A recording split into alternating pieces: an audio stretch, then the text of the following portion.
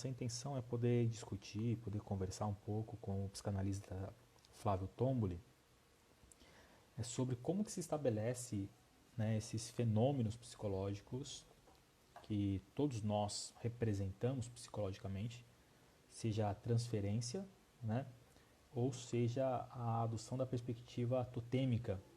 Então, para que isso possa ser compreendido, nós vamos, de uma certa forma, abordar essas duas questões. Primeiro, compreender o que é uma transferência psicológica, como que se estabelece, como que os psicanalistas estabeleceram esse conceito dentro da teoria psicanalítica.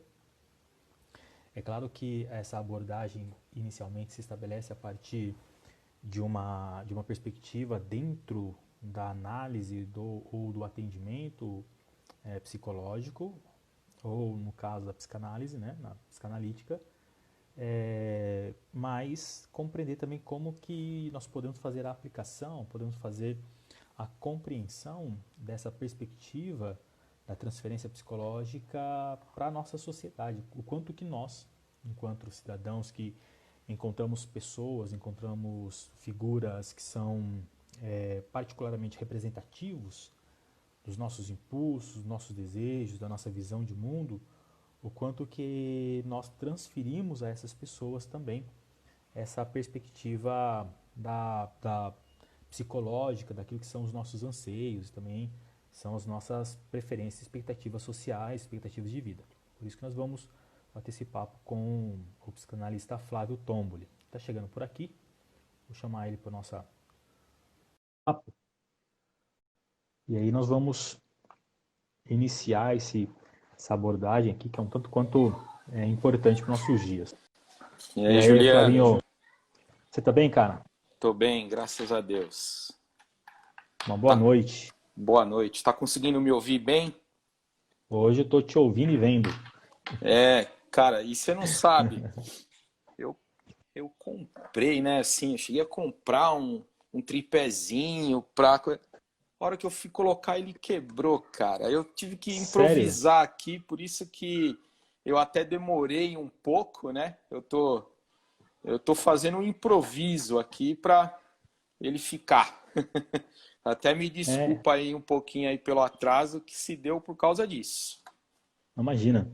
Tem aquelas garrinhas também, né? Que prende o celular de lado assim, que você pega na mesa, ou de mesa mesmo. Umas coisas Eu mais... acho que eu vou... na próxima eu vou ver essa garrinha aí também, viu, meu? Porque a garrinha acaba ficando um pouco mais fácil para poder prender o aparelho e fica mais seguro, né? Para que você possa movimentar. Esses tripézinhos parece que, São como ele vende, mais... né? É São mais simples, né? A estrutura sensíveis, dele, né? né? Assim, Mais sensíveis. Eu tô assim só ajustando aqui as coisas. Calma aí, calma aí. Fica tranquilo. Eu tô meio fora do... Aí, acho que agora foi. Foi? Então vamos lá. Primeiro, quero te dizer obrigado aí por ter aceitado esse bate-papo, para a gente conversar um pouco sobre esse tema. Eu particularmente acho muito, muito relevante, muito importante, dado ao contexto que a gente tem vivido, né? Porque envolve muito, na minha visão, posso até estar equivocado, posso estar errado, mas nós vivemos num contexto social onde nós estamos fazendo, dado essa percepção, acho que é um olhar crítico para a sociedade, para o nosso cotidiano, a gente percebe o quanto que eu vejo pessoas identificando em determinadas figuras sociais, públicas, os seus referenciais. É natural para o ser humano nós temos nossos referenciais, né? Agora, eu começo a perceber no Brasil, quando você começa a olhar certas manifestações, quando você conversa com algumas pessoas, que a expectativa de vida delas, a expectativa de futuro, a tentativa de repente, se realizar a partir da realização de outros, está muito presente no nosso contexto hoje. E isso me fez olhar, talvez, a partir dessa perspectiva, de que existe uma certa transferência psicológica de um grupo de pessoas, de uma parcela da sociedade a determinadas figuras específicas. E aí, como eu te falei, essa figura pode ser uma figura política, pode ser uma figura religiosa, pode ser um referencial afetivo, né, no qual a pessoa transfere a sua realização para um outro e detém certas expectativas a respeito do outro para que esse outro possa cumprir esse papel e, de certo sentido, ainda que você não esteja efetivamente atuando em determinadas circunstâncias, por essa figura a quem você se transferiu, estar realizando aquilo que são as suas intenções, seus desejos, suas perspectivas de vida, seja ela política, social ou econômica, elas se sentem realizadas, né? Em ver outros cumprindo determinados papéis que de repente elas gostariam de cumprir. E é dentro dessa perspectiva que eu pensei de conversar um pouco com um especialista, né, desse tema, a gente abordar o que dentro de uma clínica, o que dentro da clínica nós compreendemos acerca de transferência psicológica e como que nós podemos trazer esse lance da transferência para uma visão um pouco mais abrangente, para compreender como que nós fazemos isso todo dia, né? Compreendemos isso todo dia e por que nós muitas vezes nos frustramos, né? Porque essa que é a questão. As pessoas transferem para terceiros certas realizações que são desejos pessoais, expectativas pessoais que de uma certa forma são impossíveis de viver na subjetividade. E quando essas realizações elas não se concretizam na maneira com que nós idealizamos, nós nos frustramos, mas nós não conseguimos identificar que a frustração ela é derivada dessa transferência, essa transferência psicológica. Por isso que o meu desejo de poder trocar essa ideia contigo e partindo daí nós introduzimos um conceito que no nosso último bate-papo nós até brincamos, né? Falando a respeito do totemismo, esses termos que estão presentes na teoria psicanalítica, mas abordar como que nós podemos fazer essa releitura da perspectiva totêmica, né, na nossa sociedade, né? Então, primeiro, te agradecer por ter aceitado, né, deixar você fazer suas considerações iniciais aí. Também agradeço aí o convite. Eu fiquei assim, né? Quando eu acabei perguntando até para você, olha, a gente vai só conversar ou vai ter um tema um pouco específico, né? Aí você depois já logo me respondeu. São, né, assim, os dois tópicos do tema, né? No caso, transferência psicológica e toteísmo, né? Eles, de certa forma, eles são complementares um ao outro, né? E falando assim, pelo lado da psicanálise, né? Transferência, a gente utiliza, assim, nem abordamos muito no tema, assim, transferência psicológica, né? Ainda que dá para entender a ideia, né? Sim, Psicológica, né? Mas a transferência, ela se dá, assim, abordando na psicanálise, né? Ela é muito utilizada na relação ali entre o analista e o analisando, né? Ou a analisanda, né?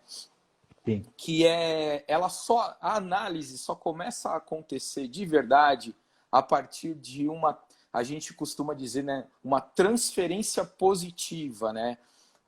Esse termo, né, transferência, ela não é própria do vocabulário da psicanálise, né? Assim, de um modo geral, né, que ela aborda todos os campos, né? Ela tem a ver com uma coisa assim de deslocamento, né, de transporte, de substituição de um lugar para o outro, sem que isso afete a integridade do objeto transferido, né? Podendo se dizer dessa forma, né? Na psicanálise, lá, quem começou a utilizar esses termos, né, assim, utilizando a transferência como a gente entende hoje, claro, né, o pai da psicanálise, Freud, e também Ferenczi, né? Apesar que Ferenczi ele deu uma amplitude um pouco maior, né, em relação à transferência. Mas, basicamente, é quando, de alguma forma, o analisando enxerga na figura do analista alguma coisa, né, alguma característica, claro, né, assim, geralmente psíquica, né, numa relação com o pai ou com a mãe, né, assim, e a partir desse momento aí se se estabelece aquilo que a gente chama, né, de transferência positiva, né? E é até necessário isso para que se estabeleça, né, a análise, né? Ou seja, falando em termos assim bem simples, é como se de alguma forma ele enxergasse em mim essa questão de uma figura materna, uma figura paterna, né? No caso, eu, como homem, atendendo o psicanalista, muito provavelmente ele vai enxergar algo do papai, né? Algo do papai, né? Enfim, algo da figura paterna, né? Porque não necessariamente pode ser o pai biológico, né? Às vezes a pessoa não teve o contato com o pai biológico, com a mãe biológica, né? Mas tem a figura materna, tem a figura paterna. E isso nós temos de monte, né? Assim, no decorrer da vida, até mesmo com os nossos pais presentes, né? Nós acabamos tendo outras figuras maternas, figuras paternas substitutivas, né? Nós buscamos o tempo todo, né? Isso se dá até nessa busca nossa em relação ao pai e à mãe, né? Então, a transferência, quando a gente aborda na psicanálise, ela é mais utilizada nestes termos, né? Claro, existem uns outros termos advindo disso, né? Que uma coisa mais técnica, tem questão de neurose de transferência, então tem outros tópicos dentro da própria transferência. Mas a transferência, assim, se dá basicamente nisso. É uma característica que eu encontro no outro, que desperta algo em mim, né? Que tem a ver com as minhas primeiras imagens da infância, né? Em relação, né, aos meus progenitores. Sim, até isso que eu ia abordar contigo. A transferência, ela inicialmente ela surge dentro dessa perspectiva na leitura freudiana, sempre vinculada à questão entre o analista e o analisando, né? Sim. Aquele que está fazendo a análise, né? E para Freud sempre numa perspectiva da sexualidade, né? Freud ele é meio, eu acho que ele tinha esse problema. Acho que o Freud tinha um problema muito sério com a sexualidade, uma sexualidade mal resolvida, porque tudo para ele resume-se a uma questão da sexualidade, seja ela um problema de identificação paterna ou materna. É que, na verdade, alguns outros pensadores até depois vieram e acrescentaram muito em relação a isso. Talvez se Freud tivesse tido mais tempo, ele iria, com certeza, rever algumas coisas, como no decorrer da vida dele, por exemplo, assim, o próprio narcisismo, né? Quando ele começou a teorizar ali, ele foi aperfeiçoando a ideia, a própria psicanálise, tudo, né? No decorrer da vida dele, né, do que ele foi adquirindo ali de experiência, do que ele foi observando, ele foi modificando, atualizando algumas teorias, né? A questão mesmo da sexualidade, né, assim, que para Freud a sexualidade não era algo assim perverso como muitas vezes a gente acaba enxergando ou passam para a gente, né? Tem a ver com um desejo, tem a ver com uma pulsão, tem a ver com pulsão É de natural, né? vida. É da nossa natureza. Para ele era uma coisa assim realmente natural, né? Assim, é claro, né? Que aí a gente entra nesse aspecto assim, né? Que nem com a teoria do complexo de Édipo, né? Assim, que é do tipo, para Freud era de fato, né? Queria matar o pai para possuir a mãe, assim como aconteceu com o rei Édipo, né? Assim, mas era até nesse intuito assim de mostrar essa pulsão, essa nossa energia libidinal, né? Como que é esse nosso funcionamento psíquico, né? E quando a gente acaba tendo assim, eu diria que uma certa coragem, uma certa ousadia em nos observar, em observar os nossos movimentos, os movimentos dos que estão ao nosso redor, o quanto que tem isso na vida, o quanto que tem a ver com isso, muitas e muitas e muitas coisas, né? Assim, é que claro, né? Principalmente na época de Freud, imagina, 1895, 1900, 1910, todas essas teorias num mundo bem, assim, bem rígido, bem disciplinador, bem, né, ali na Europa, bem aquela coisa bem, né, religiosa, né, assim, imagina, né, isso aí era visto algo como satânico até, né, É. do tipo A sociedade era tradicional, né? a Tradicionalista. sociedade tradicional, né, assim, imagina, né, de repente você vem com uma teoria de que o menino quer possuir a mãe, né, olha, meu, é óbvio, a gente falando assim, é meio, caramba, tem todo um estudo, tem uma teoria ali, não foi falado assim da noite para o dia, né? E existem muitas comprovações disso, né? E era justamente no intuito de trazer à tona essa nossa psique, né? A questão do inconsciente e principalmente do desejo, né? Além de que, assim, né? Quando ele começou lá a teoria né, as pulsões, né, de vida e de morte, né? Thanatos, né? Enfim, a pulsão de vida associada ao prazer, pulsão de morte. Tá? O quanto que a gente não tem dessas pulsões, assim, né?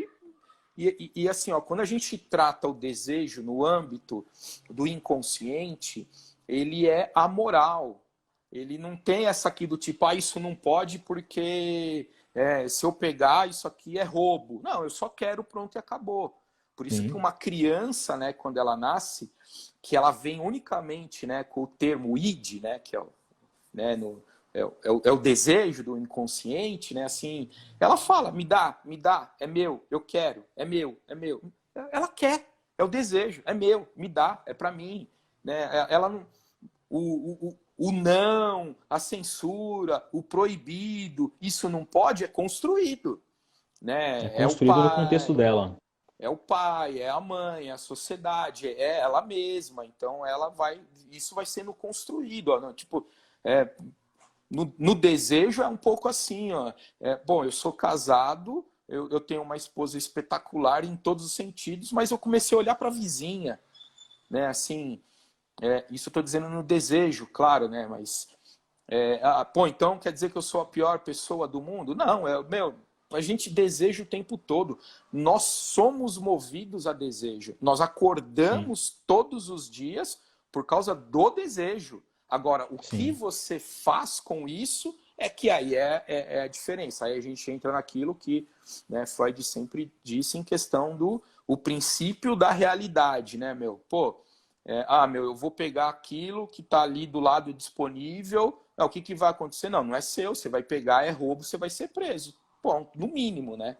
É até uma coisa que a gente costuma comentar, né? Se todos os nossos desejos fossem realizados, estaríamos, no mínimo, ou preso ou morto.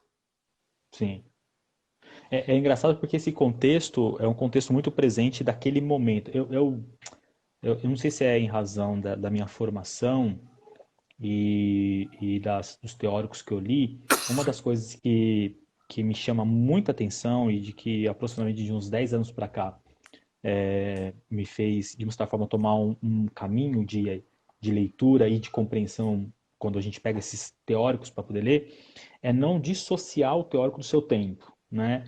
Mikhail Bakhtin já falava muito disso, né? Ele é muito lido, estudado no que envolve a questão de Perfeito. comunicação, mas ele fala isso, olha, não tem como dissociar o sujeito do seu contexto, né? Porque toda vez que ele vernacular, toda vez que ele verbalizar, ele vai verbalizar todo um contexto, seja ele consciente ou inconsciente, que está ali imediatamente vinculado à sua realidade social, sua realidade Ao, cultural. ao Então, seu tempo, né? ao seu tempo. Então, de uma certa forma, toda a perspectiva que Freud tratou na sua teoria é uma perspectiva muito presente naquele contexto, né? Então, alguns, até eu comentei contigo na que a gente fez a última live, que embora Freud negue, né, mas ele bebeu muito da fonte nietzschiana, né?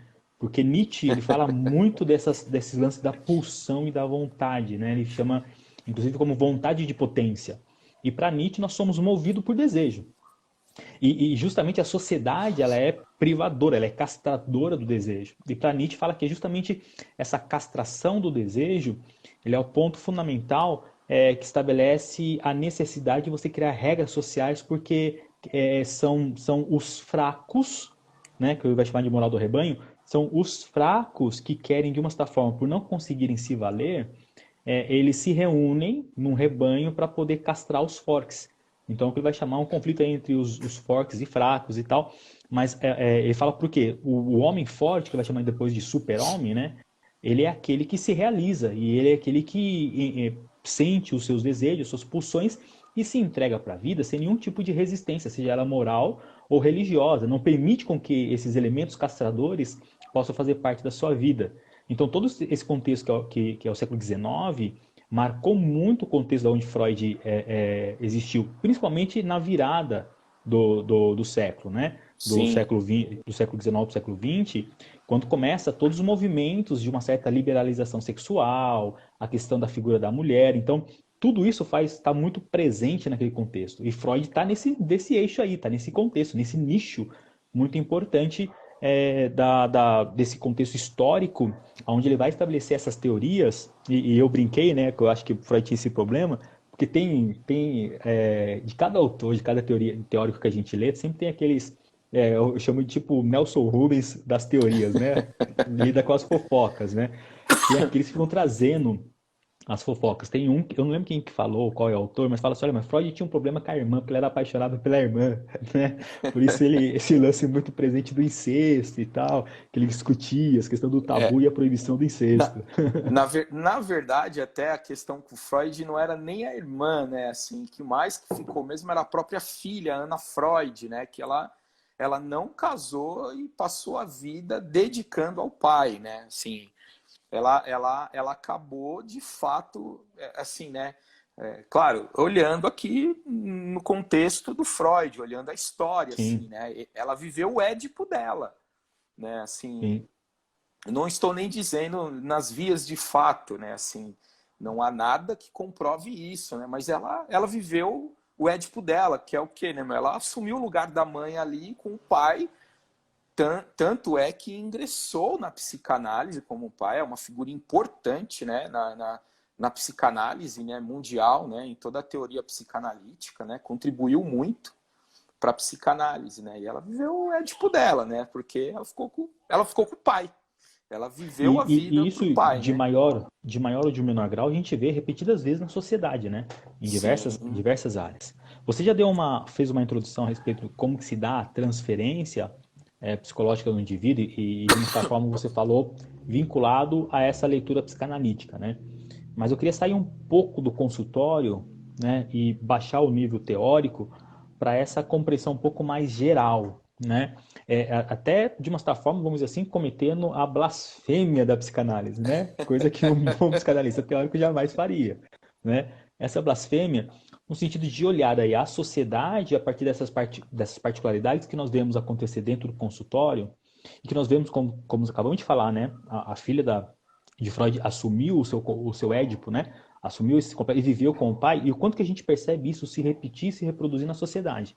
Claro que certo no limite da nossa compreensão teórica do que nós podemos estabelecer como a utilização desses termos para uma análise social, porque eu faço isso constantemente, né? A minha leitura filosófica da sociedade ou sociológica da sociedade, como que nós podemos perceber essas circunstâncias em que essas transferências podem acontecer em outros âmbitos da sociedade que ultrapassa o limite do consultório, né? Por que eu estou perguntando isso? Se existe a possibilidade de numa relação profissional, né, de atendimento entre o analista e o analisando, ocorrer essa transferência em razão justamente do interesse do psicanalista de questionar, de indagar e de tentar, junto com o analisando, encontrar os seus medos, né, entrar no seu inconsciente, muitas pessoas fora do consultório, nas relações,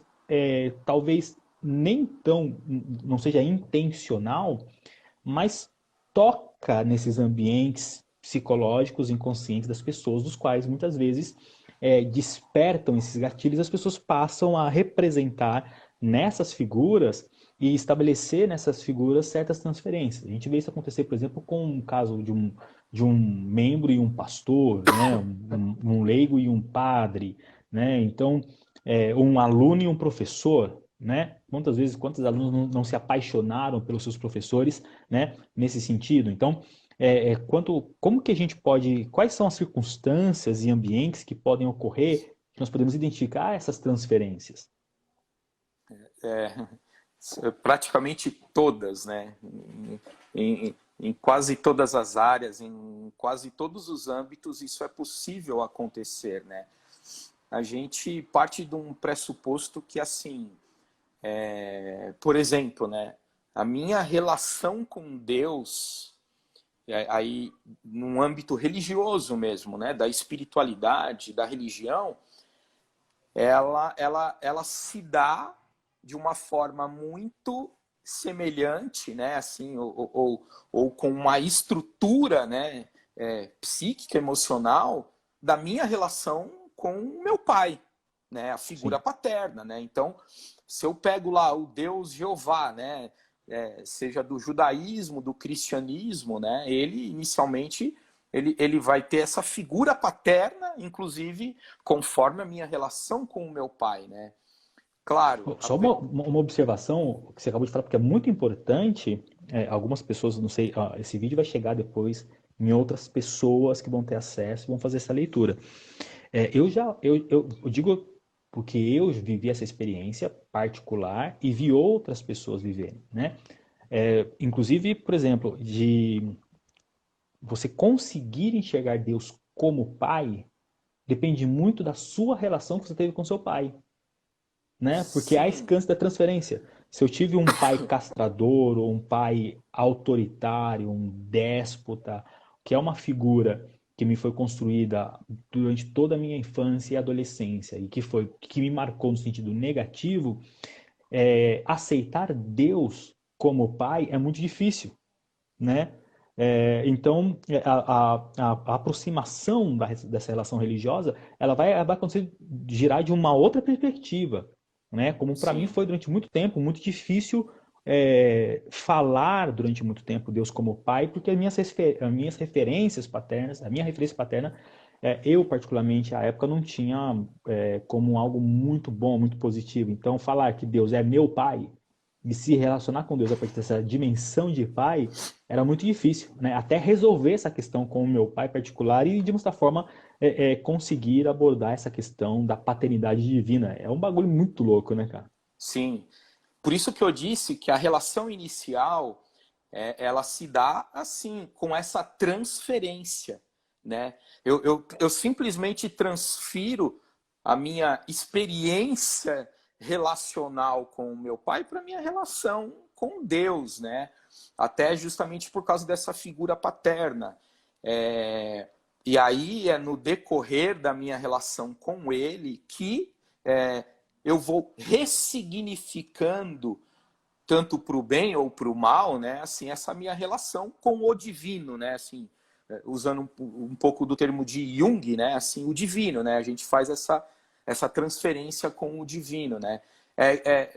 Esse exemplo que você deu, assim, o meu pai foi, de um modo geral, um ótimo pai, um bom pai. Teve questões, né? Assim, comigo, assim como todos os pais têm com os filhos. Então, só para entender assim um pouco assim, né? O meu pai, eu tirava uma nota 8, aí ele falava, tá bom, mas pode melhorar, hein? Opa, aí eu ia lá de novo, né? Numa próxima, tirei 9. 9, mas pode melhorar, hein? Ó, pode melhorar. Sabe assim? Então, assim, nunca Uhum. estava bom, né? Sempre precisava melhorar, né? Tirou 10. Parabéns, hein?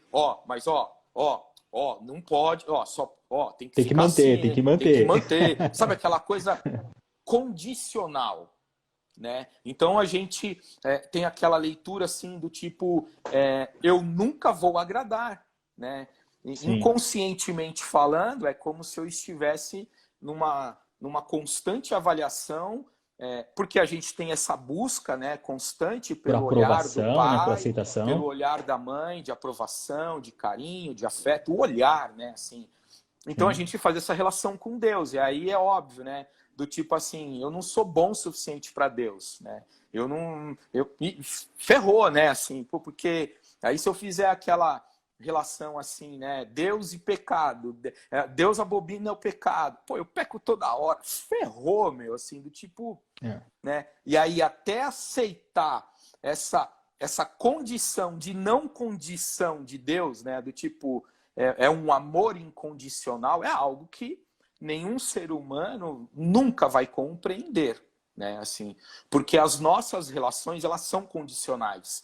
Hoje para mim, aí é experiência minha, o mais próximo que eu consigo chegar de um amor incondicional tem a ver, sim, com a minha esposa, com os meus pais, mas principalmente com o meu filho, né?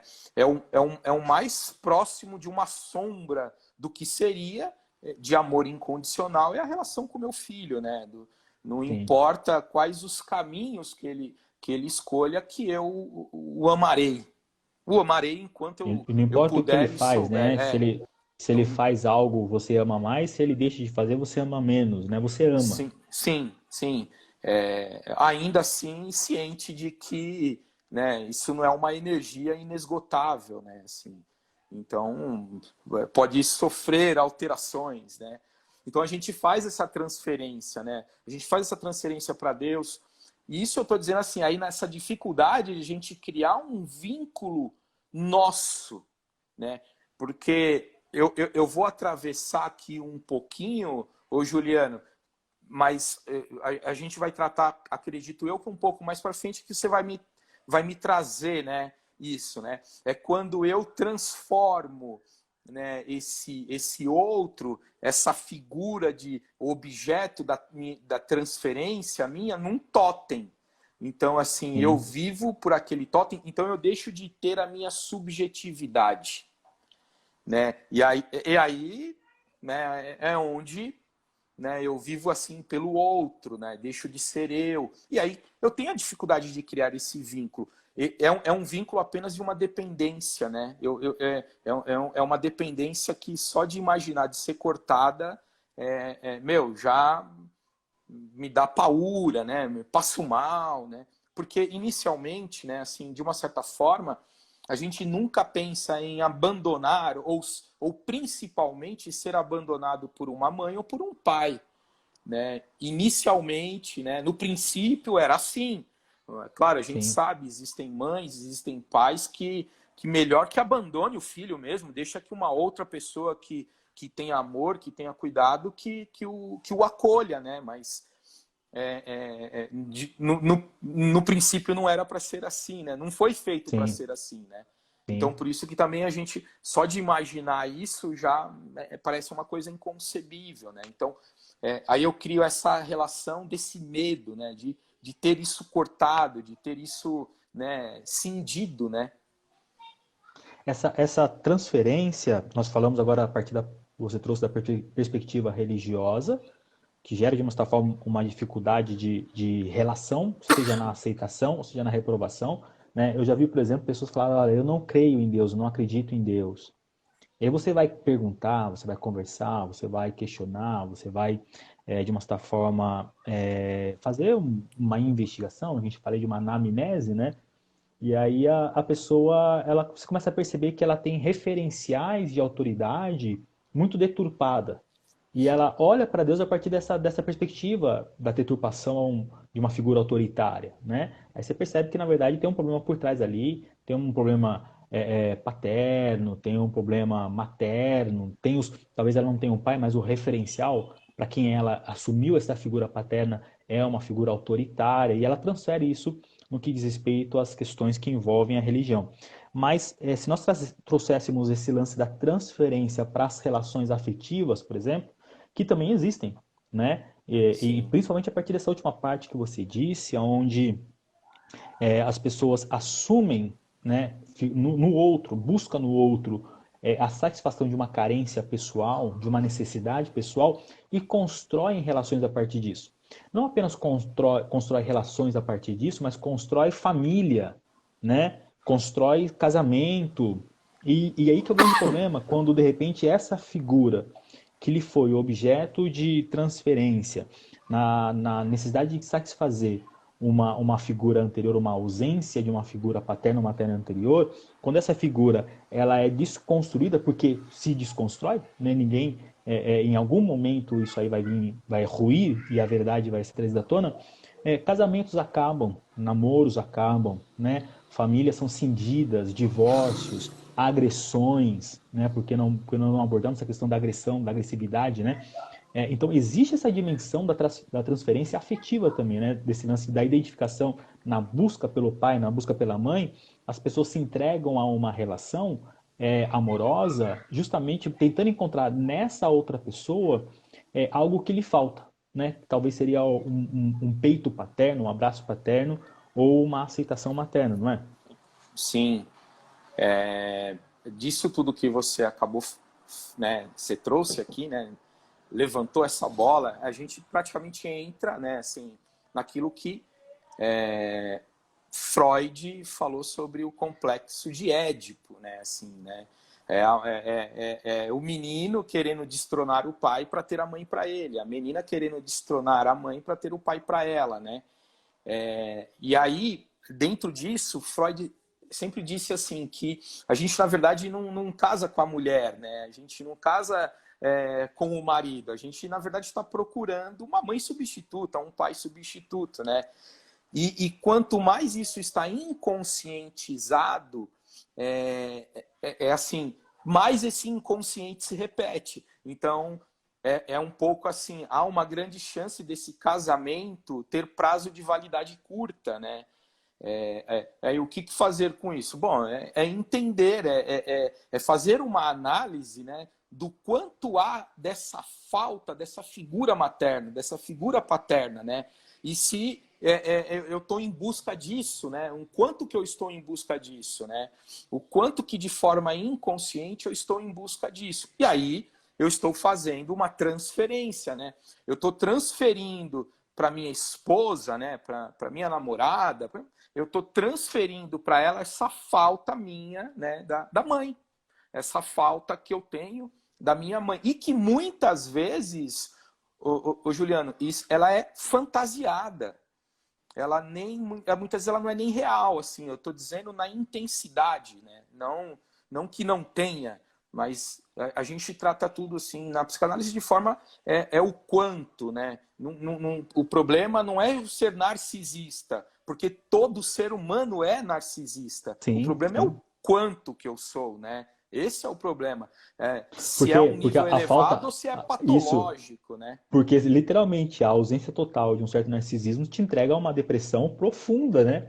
Assim, eu, A sua autoestima tá lá embaixo, né? Então você tem que ter, de uma certa forma, gostar um pouco de si mesmo, ter um certo sim, prazer de si, né? Ter uma certa compreensão de si mesmo que é saudável. e eu gosto de um exemplo que o meu amigo Aurélio, né? Aurélio Gonzalez, ele costuma dar em sala de aula, que é assim, pô, eu acordei de manhã, fui lá, lavei o rosto, escovei os dentes, penteei o cabelo, ainda que agora eu não estou precisando pentear o cabelo, né? Assim, É, eu estou sendo narcisista, assim, mas sim. bom, pô, eu preciso escovar os dentes, lavar o rosto, eu preciso cuidar de mim. Quando eu estou cuidando Cuidado de de si, mim, né? é um narcisismo, né? Assim, mas não é porque eu sou narcísico que eu sou ruim, a questão é o quanto, né? E é justamente isso, assim, quando eu saio em busca do outro, o problema não é se eu estou lá buscando uma mãe substituta ou um pai substituto, é o quanto que isso está inconscientizado e isso não foi elaborado. Porque o que vai acontecer? Eu estou indo lá em busca de uma mãe substituta. Aí eu vou, eu me relaciono, caso, tenho filhos, aí daqui a um tempo eu vejo, putz, meu, nada a ver. Por quê? Porque não preencheu aquela falta, não preencheu aquele vazio que me fez ir lá e buscar alguma coisa, né? Aí por isso, claro, né, fazendo a propaganda da minha profissão, é necessário fazer análise, né? Necessário fazer Precisamos análise, fazer claro. análise. Precisamos. O, Flavinho, nesse sentido, cara, você falou uma coisa importante, eu acho que vale a gente ressaltar ainda isso aí, que é o quê? O quanto existe desse desvio, dessa carência, né? Porque nós muitas vezes imaginamos uma carência que não necessariamente corresponde à real. Não é que eu não tenho pai, eu não tenho mãe, né? Eu tenho pai, eu tenho mãe, mas de repente a convivência com a mãe e o pai não satisfez, né?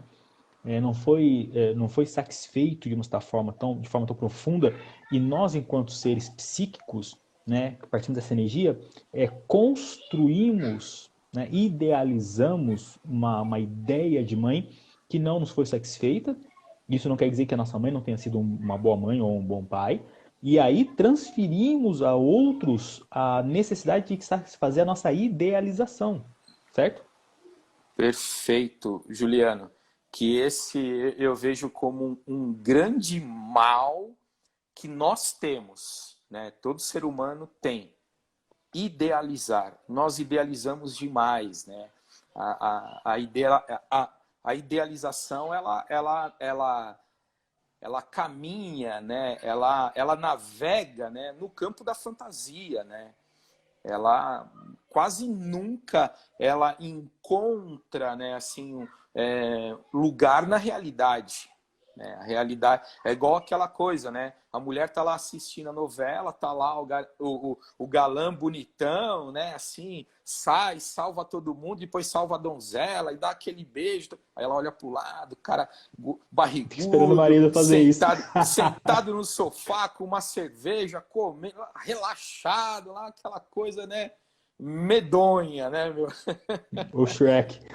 O Shrek, né, meu? Assim, putz, né?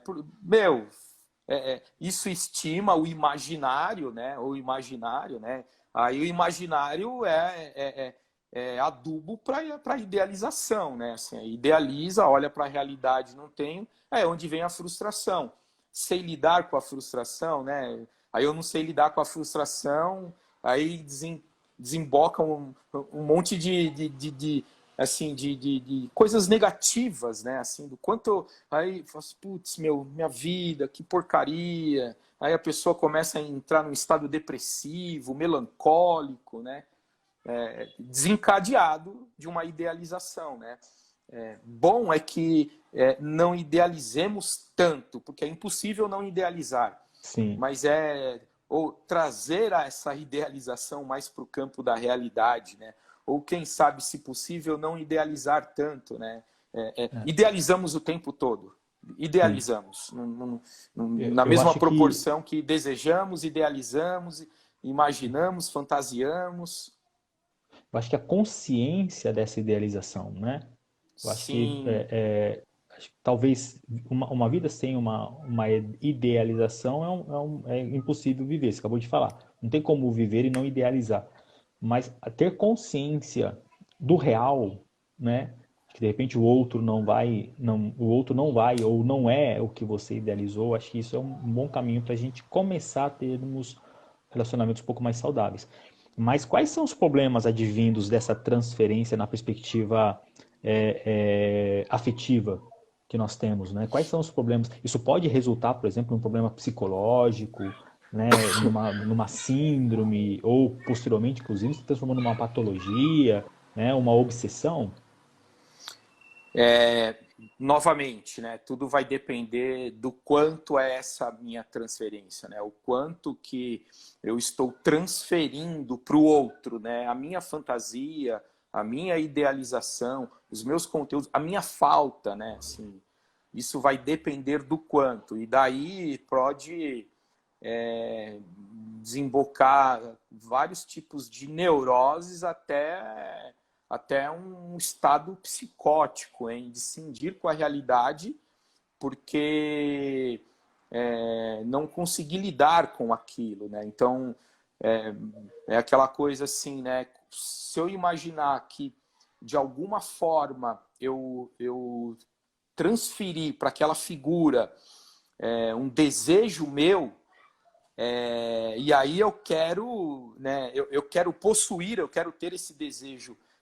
Eu estou usando esse termo, desejo, porque ele pode ser qualquer coisa ou qualquer um, né? Assim, Sim. principalmente o qualquer um, que no caso pai, mãe, né? E tudo isso é de forma inconsciente. isso se torna uma obsessão, né? Aí eu direciono toda a minha energia, né, para aquilo, né? E saio em busca. E aí é onde essa obsessão ela pode assim suprimir a realidade, né? Então é como se fosse assim, para eu atingir aquilo, para eu atingir esse meu desejo, esse meu objetivo, não existem mais leis, né? Não existem mais regras. O importante é eu ser atender esse meu desejo, né? Essa minha obsessão, né? Então tudo vai depender do quanto dessa minha transferência.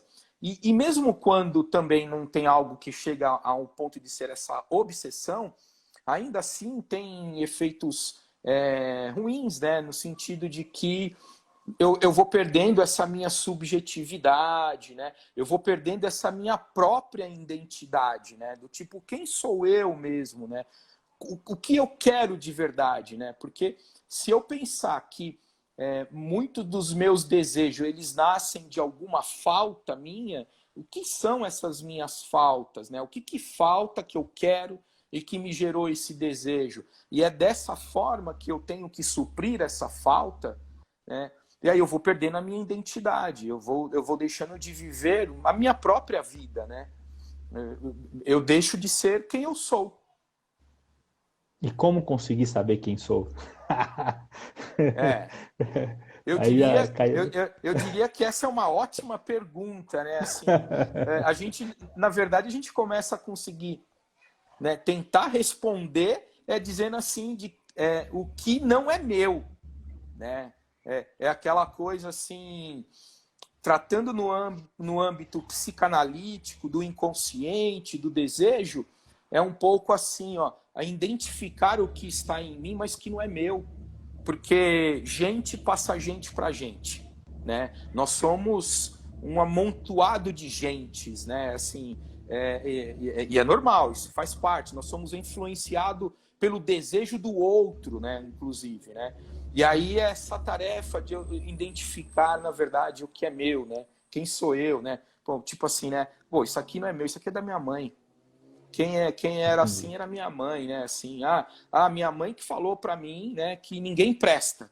Do tipo, meu pai falou para mim que nenhuma mulher presta, mulher é tudo sem vergonha, só é tudo interesseira. Pô, isso aí é um arquétipo, né? Assim, quer dizer então que nenhuma mulher presta? Não, nenhuma mulher presta.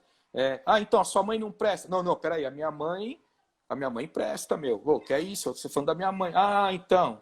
Então, tá vendo? Não é toda mulher. Pelo menos a sua mãe não é, né? Entende? Assim, então... Entendi. Ô, Flávio, para ampliar um pouco mais para nossa questão da transferência, até a gente abordar outro tema. Essa transferência ela pode ganhar contornos sociais, né?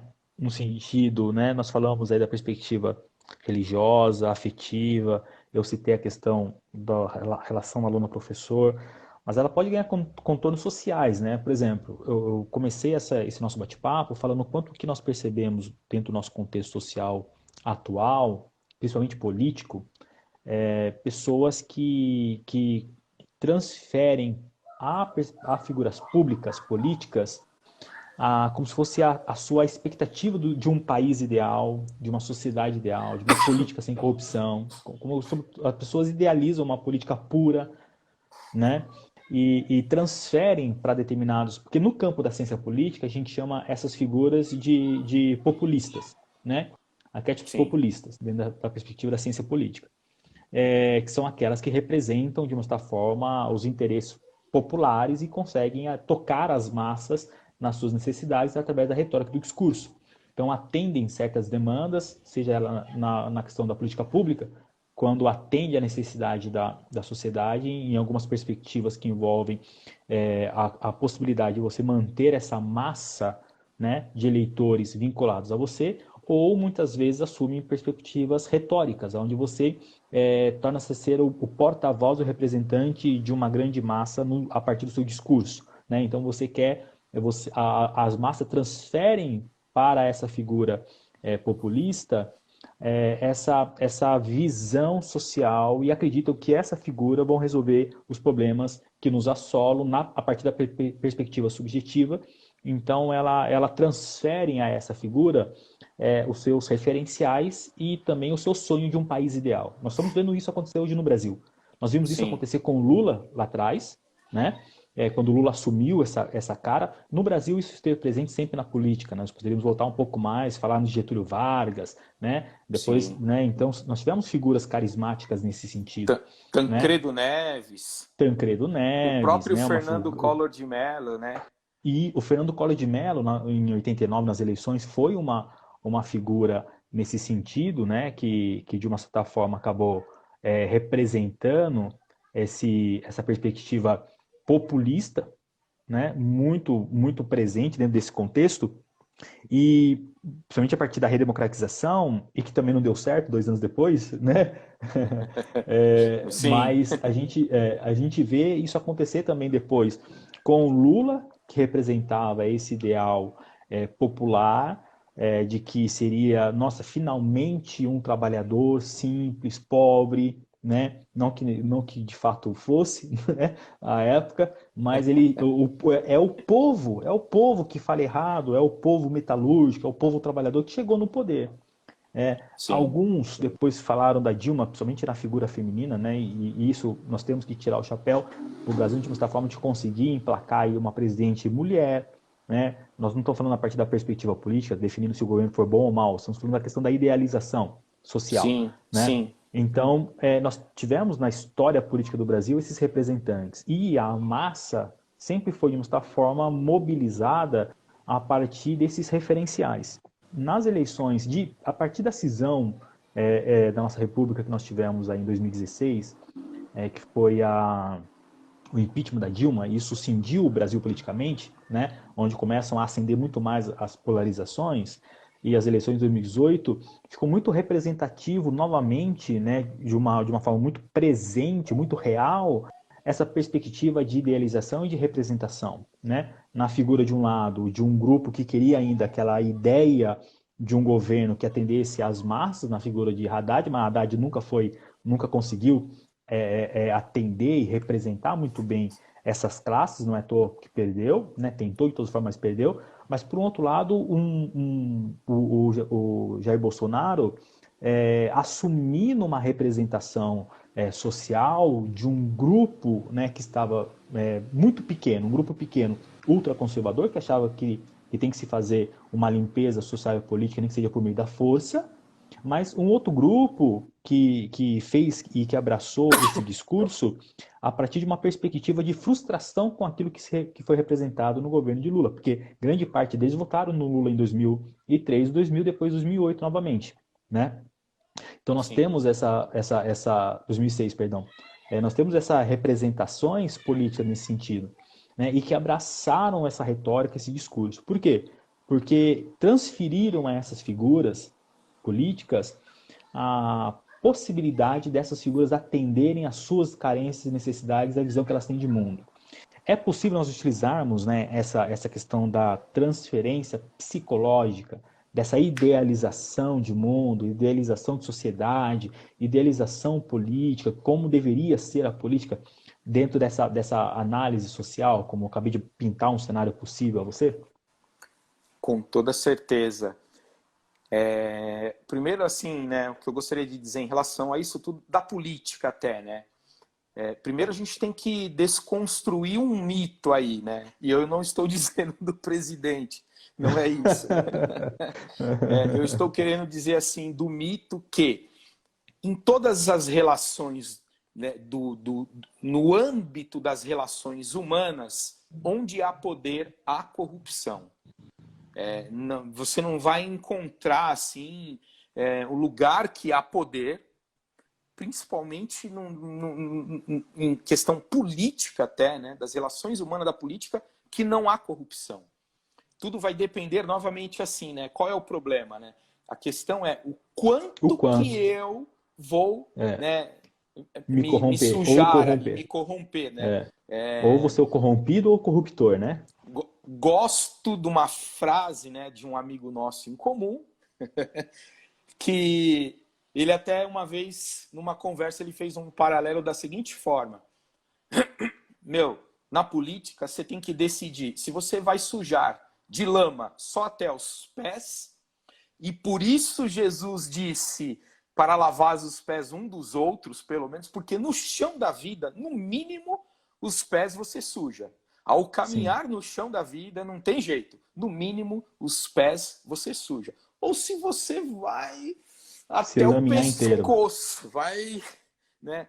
Isso é você quem Exatamente. decide. Mas onde há poder, há corrupção, né? Então, por que isso, né? Assim, para desmistificar essa coisa de que vai surgir um Salvador, né? De que, Aí pô, surgiu o agora Messias, né? esse cara vai surgir um Messias, né? Assim. E é interessante dessa questão das transferências, ô Juliana, porque assim, a figura arquetípica, né, que nós temos, né, de que quem é o cara que resolve as coisas? Quem é o ser humano, a pessoa que, tipo, dá jeito, salva? É o pai. O homem, o pai, que desde lá dos primórdios, né, aquela coisa, o macho alfa, né, ele saía, caçava, trazia a caça para dar o alimento, tal, né, Ele é o aquela coisa, herói, né? o herói, aquela coisa meio antropológica, assim, né? Então, assim, é o pai, é a figura do pai, é o pai que salva, é o pai que protege, né? É o pai que traz a comida. Então, o pai resolve, né? Assim, ou seja, essa figura masculina que tem o falo, né? Tem o falo, o poder, né? O simbólico, né? Assim, e esse Sim. simbólico já está permeado aí no inconsciente, quase todos os inconscientes coletivos. Hoje existe, né? Assim, toda uma força em relação a essa desconstrução, né? Assim, mas o inconsciente, assim, a ideia do o falo, né? Sendo um simbólico de poder ainda, meu, parece que já nasce nos genes até, né? Tanto que, para não dizer que a gente vai ficar só numa única figura presidenciável, né? Assim, você até citou a Dilma, né? Assim, não vou nem vou lá no Lula, mas eu vou na Dilma, né? Qual que era uma característica da Dilma, assim, né? Ela era faluda. Ela era aquela, Sim. assim, que numa reunião o pessoal falava que, meu, ela chegava e o português bem claro, ela colocava o pau na mesa. Ó, aqui. Ela, embora a mulher, ela representava uma figura masculina, né? De Por, autoridade. porque se a gente, assim, como Jung disse, né? Todo mundo tem o ânima, todo homem tem ânima dentro de si, que é o feminino, né? E toda Sim. mulher tem o ânimos, né? Que é o masculino. Né? Então, tem mulheres que têm muito ânimos, tem homem que tem muito ânima, né? Assim, então, e às vezes são até confundidos, né? Achando que do tipo assim, ó, essa coca não é Fanta, né? Usando um termo assim, né? Na nossa brincadeira. Ô, Que, Flavinho, que não é, né? Oi. vai dar o tempo aqui da nossa primeira hora. E a gente volta para a segunda sessão e a gente retorna para poder fazer as últimas considerações aí, as últimas perguntas, tá bom? Na segunda Tá, parte. Tá bom? tudo bem. Falou. Vai encerrar agora e a Falou. gente volta aí para a gente continuar. Nós estamos voltando, poder falar com o Flávio. O nosso bate-papo hoje é sobre transferência e totemismo. Né? Será que é possível nós conseguirmos identificar, né, a relação de uma transferência psicológica na nossa sociedade hoje e do quanto que essa transferência nós podemos representá-los a partir da figura totêmica? Essa é a nossa proposta, nosso bate-papo hoje. Flavinho chegando aqui, para que a gente possa continuar o nosso bate-papo. Tá muito bacana. Fala, Flavinho, estamos aí de volta. Voltamos. E eu interrompi, você estava falando, e eu interrompi justamente porque estava acabando o Tava tempo aqui acabando, né? do. Sim, sim. Mas a gente vai continuar. Vamos lá, vamos tocar. Nós É. estávamos falando sobre o quanto que Na, existe essa perspectiva da na transferência transferência na figura na, política, né? na figura política, isso. E isso realmente acontece e muito. E eu estava dando um exemplo, né, em relação a Dilma, aquela Sim, né, a figura faluda, né, assim, né, tem o falo, né, tem o poder, né, e o quanto muita gente transferiu para ela, né, assim, opa, agora as coisas serão resolvidas, né? E sem querer entrar assim, se o governo foi bom ou se o governo foi ruim, mas falando daquilo que a gente fica sabendo aqui, ali, bastidores, né? Que o quanto essa característica dela atrapalhou nas relações com os outros, né? Assim, que envolvia ali do governo dela até e com quem ela chamava. Coisa que... Alguns falam que até a ruptura dela com a época com o Eduardo Cunha, que já havia recebido 37 solicitações de impeachment e engavetado todas, né? Justamente a partir da ruptura ele colocou aí ele mostrou o falo dele, né? Aí ele falou, Ele colocou na vamos mesa. ver quem tem um falo maior aqui, né? Se é aquela que comanda o executivo ou é aquele que comanda o legislativo, né? Porque as pessoas, eu acho que muito dessa transferência, Flavinho, tem a ver também com a ignorância das pessoas acerca do funcionamento e estrutura da política no Brasil, né? Se as pessoas compreendessem como que se estabelece a estrutura política do Brasil, o que é uma república democrática federativa, o que é ter uma casa bicameral, né, como nós temos lá a Câmara dos Deputados e Senado, qual que é a relação entre legislativo e executivo, soubéssemos como se dá os funcionamentos, talvez nós não criássemos no nosso inconsciente essa figura de que existe uma pessoa que vai sentar na cadeira do executivo e vai resolver os nossos problemas. Eu acho que é justamente a falta de compreensão que muitos acreditam, por exemplo, que fizeram a opção por Jair Bolsonaro no sentido de que acreditando que ele no executivo, representando toda essa figura, como você disse, que escreveu, né, de autoridade, e ele tem essa perspectiva, né? Eu já vi pessoas falando, olha, eu gosto dele porque ele parece o meu pai, ele fala, ele não tem muito papo na língua, né? O que tiver que falar, ele fala, porque é aquele lance do tiozão, né, representado que o homem médio década de 70, 80, né? Aquele cara que fala, se tiver que falar, fala mesmo, tal, brinca, fala besteira. E achavam que, de repente, ele representaria a solução do país. Só que se esquecem justamente que não é só executivo. No Brasil nós temos legislativo e judiciário. E quem detém o maior poder de decisão é o legislativo no Brasil, que é a casa do povo. É ali que concentra os representantes do povo na figura dos deputados e senadores. Aí Sim. A negociação do executivo sempre formar a maioria no legislativo para conseguir governar. Eu acho que é essa falta de compreensão da estrutura política no Brasil que faz muitos olharem para a figura do executivo, acreditando que essa figura vai resolver os problemas. Mas aí, saindo desse comentário político, teórico, voltando para a tua área, que é onde nós estávamos falando, o quanto que muitas vezes, por não compreender as estruturas políticas e seus funcionamentos, nós olhamos para essas figuras políticas, e aí nós poderíamos falar no âmbito municipal, estadual e federal, como aqueles que vão representar e satisfazer os interesses sociais. Não é? Nós transferimos a eles as nossas expectativas, as nossas idealizações de sociedade, aqueles que vão resolver os nossos problemas, que é como se fosse, por exemplo, esse paizão que vai resolver, e como você disse, esse grande herói, né, que resolve nossos problemas e tal, e que enfrenta quem tiver que enfrentar. E olha assim, né, vai imaginando o cenário, né, ali Dilma, né, governando, e aí já uma leva de gente já insatisfeita com a forma como estava sendo conduzido, né, aí tudo aquilo que estava acontecendo, Lava Jato, mensalão, enfim, não estou querendo entrar na questão política, estou dizendo os fatos, né, os fatores que estavam acontecendo e que isso foi gerando, né, toda uma ideia.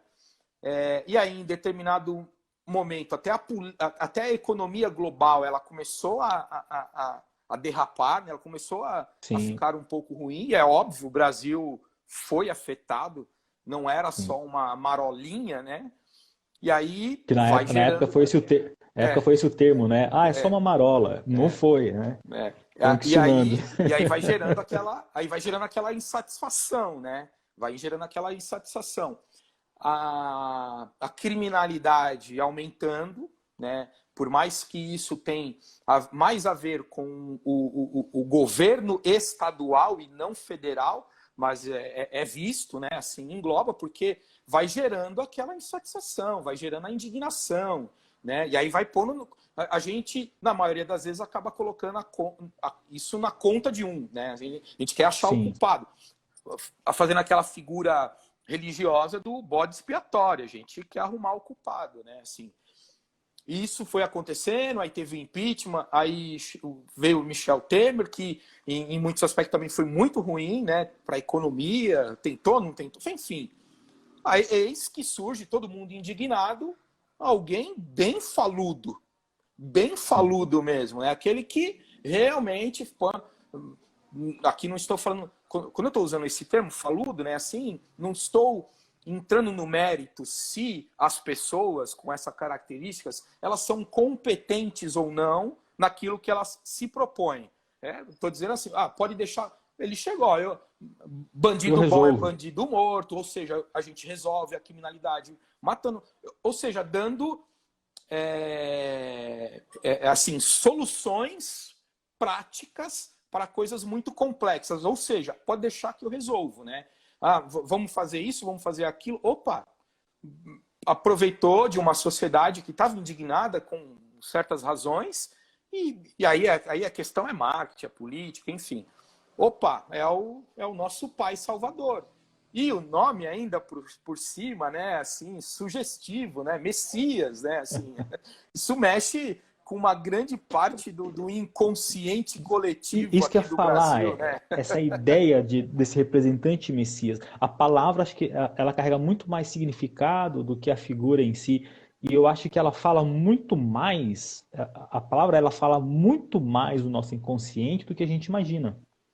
Sim, eu até no início eu fiquei mesmo. Eu lembro quando eu ouvi o nome dele, né, quando foi dito pela primeira vez lá, Jair Messias Bolsonaro, eu falei, cara, será que foi crente que quis colocar o nome nele assim só para dar uma, né, uma enfeitada? Ou isso é o nome dele mesmo, né? Fui atrás para poder, né, descobrir, enfim, né? Óbvio, né?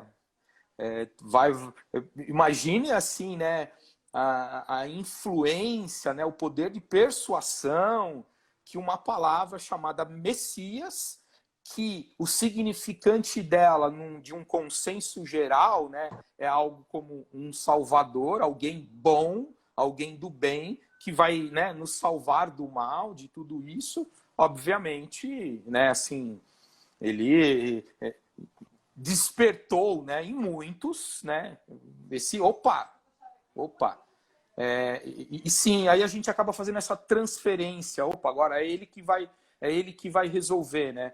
Mas ao mesmo tempo que a gente faz essa transferência, ó, quem vai resolver é ele, né? Mas eu mesmo continuo com as minhas práticas corruptas, né? Eu vou Sim. ali na esquina, no camelô e compro um CD pirata. Eu entro na internet, no site pirata e baixo um filme pirata. Eu vou ali e compro um produto sem nota fiscal para pagar mais barato, para não pagar o imposto, né? Enfim, o quanto Se eu que sou comerciante, eu vendo sem nota fiscal para não eu vendo precisar sem pagar nota imposto, fiscal, compro sem nota fiscal. não estou querendo entrar aqui na questão, né? Oh, está errado. Não, a gente está abordando assim o quanto que psiquicamente, né, a gente se comporta. A gente se Sim. comporta, né? Acaba tendo dois pesos, duas medidas, e com isso transferimos para o outro aquilo que é nosso. Um detalhe, Juliano, que a transferência ela se dá, a gente costuma dizer aqui na psicanálise, ela se dá muito por alguns mecanismos de defesa do ego. Um deles é da identificação, é eu me identificar com o outro, né? Então, eu me identifico na figura do outro. Eu me identifico por mim mesmo, aí é do meu narcisismo, né? Ou eu identifico no outro alguma característica que me agrada, que tem a ver ali com meu pai, com a minha mãe. E de Eu ia, projeção. eu, eu ia E de perguntar justamente isso projeção. para você.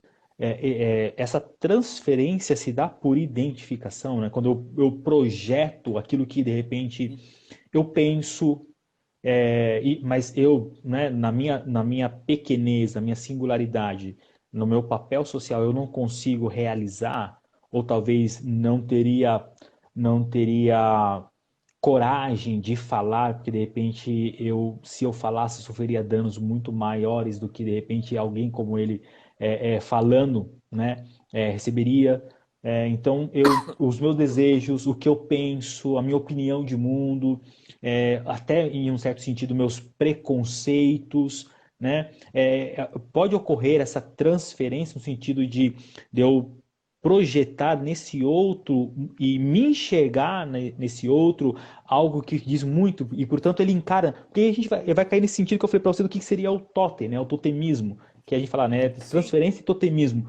O quanto que esse totemismo ele é representativo, ele representa muito de um coletivo ou muitas vezes de um inconsciente, né?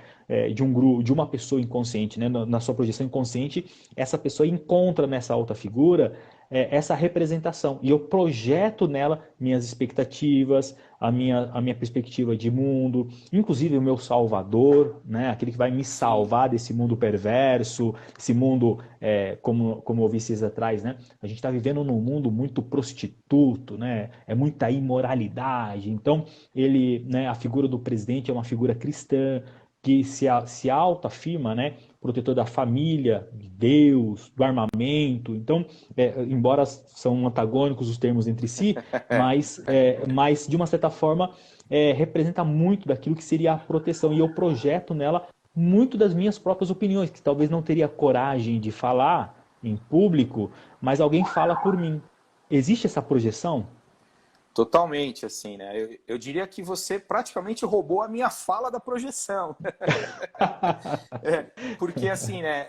Como eu disse, na transferência, né, ela se dá muito pela identificação e pela projeção também, né? Eu projeto no outro aquilo que é meu, né? Assim, então é um conteúdo meu, é algo meu e eu projeto no outro. E isso pode ser de forma positiva, como também pode ser de forma negativa, né? É igual o exemplo que eu já tinha dado uma vez, né? Que tem a ver aquela assim, eu projeto, tá a amiga lá, tá a outra passando toda estilosa, né? Com mini saia, um vestido curto, aquela. Ah, tá vendo? Olha lá, depois pede para ser estuprada, né? Na verdade, era ela que queria estar naquele vestido, toda estilosa, né? Queria caber naquele vestido, Queria né? caber naquele vestido, queria estar lá com aquele corpo, né? Então, como aquele é um conteúdo dela, uma frustração dela, ela transfere, né? Ela projeta na outra aquele conteúdo dela. E existem todo tipo de projeção, né? Projeção tem a ver com aquilo que é meu, então eu despejo no outro. E existe, assim, né? Essa projeção de forma boa ou forma ruim, de forma positiva ou de forma negativa, né? Então, opa, eu não tenho capacidade, né, de ir lá e de pôr o pau na mesa, de chegar e querer dar ordem, de colocar a minha cara a tapa. Não, eu quero chegar e falar, ó, eu não gosto dessa prostituição, essa patifaria que está acontecendo, eu não tenho coragem de mostrar, mas ele tem, então ele me representa, eu me projeto nele, né? Então tem isso mesmo. Por isso que eu estava comentando com você de toda aquela escalada, né, de que foi acontecendo, e aí aquilo foi permeando, né, a mente, o inconsciente de todo mundo, até que surgiu alguém, opa, esse aí acho que vai resolver tudo isso que está se formando aqui como preocupação dentro de mim. Opa, agora estamos salvos, né? E aí eu projeto, eu transfiro para ele, me identifiquei e me projetei nele, transferindo tudo isso meu para ele. Aí também entra, né? Aí é onde eu começo a totemizar o outro, né? Aí eu tenho o outro como um totem. O que que é o que que a gente poderia entender por totem, né?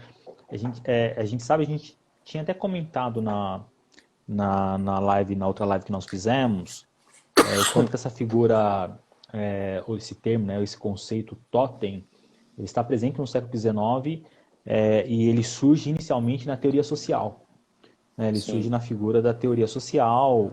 Na época, a antropologia ela é muito mais recente do que a sociologia. Na época, ela surge na sociologia, entre os sociólogos que iam fazer etnografia na Polinésia, né? E surge naquela região entre os polinésios e depois é trazido, né, para a partir dos polinésios, os etnográficos, depois foram chamados de antropólogos, né? mas os sociólogos que fizeram a etnografia trazem e começam a fazer a leitura de outros povos, inclusive aqui na América, depois, para identificar essas figuras totêmicas. E aí Freud, que vai partir da análise de uma teoria social, né, e vai Sim. fazer também a análise psicológica, psicanalítica, da figura totêmica a partir das relações entre da figura paterna, né, da relação também dentro da figura do Édipo. O que é o totem dentro do contexto freudiano? O que é o totem para que a gente possa depois ampliar essa discussão? É, a questão do totem, ela acaba tendo o mesmo... Apesar que quando Freud, né, até escreveu Totem Tabu... Eu até deixei o livro lá para te mostrar, ó, tô aqui com o livro. É Ó, uma das obras... quem quiser ler, Totem Tabu de Freud, certo? Sim. É muito legal. Eu falei para você, eu deixei até aberto aqui. Eu Eu falei, acho que caramba. é a obra, tal, né, eu arrisco a dizer que é a obra mais criticada, né, de Freud, né? Sim, Se não é a mais criticada, é uma das mais criticadas por tudo quanto é tipo de crítico, enfim, né, devido a tudo que ele escreveu, né? Mas o viés dele era mais nesse sentido de inserir na psicanálise, na questão do desejo e naquilo que ele já entendia, já tinha teorizado como o complexo de Édipo, né? Assim, porque sim. na questão do totem, claro, se a gente pegar, se eu for lá em qualquer dicionário, totem uma espécie de uma coluna, né, de um poste representado, né, com figuras de animais, de plantas ou de objetos, né, assim, e que de alguma forma, né, assim, tem alguma representação, né, para um grupo de pessoas ou para uma pessoa, né, e que tem a ver com ancestrais e que aquilo traz proteção. Isso eu estou dizendo assim, né, falando de um modo geral mesmo, né, sobre a questão do totem, Inclusive, né? baixando o nível não só freudiano, mas o totem seria muito o indicativo do que representa aquele clã, né? Sim, Seria como se fosse uma propaganda, é o que mostra, né? Inclusive nós temos hoje o termo secular, aqueles painéis grandes que tem nos supermercados, shoppings e tal, que tem aquela luminária, aqueles painéis, é chamado de totem aquilo, é, né? Porque o totem fala o que tem ali dentro, né? Esse totem vai mostrar o que tem aqui dentro. Você passa num shopping e vê aquele painel enorme, né? Num mastro grande, né? Num poste enorme. O poste representa o que está ali dentro, naquele local ali. Aqui é o shopping, aqui dentro tem Renner, CIA, né? A CIA, tem uma série de coisas. É uma representação. Na figura psicanalítica, seria então, como você disse, a questão que simboliza proteção, né? Para onde não, garantiria não, uma proteção. isso assim, conforme Freud, né, foi Sim, estudando e ele foi percebendo isso e que nessa questão da teoria dos povos, né, aí a totemização, né, tem a história, né, o macho alfa que ele expulsa todos os outros machos, né, da tribo e pega para si todas as fêmeas, né? Assim, inclusive os filhos, né? Então aí um dos filhos se rebela, né? Aí eles mata o pai, né? E assume o lugar do pai, né?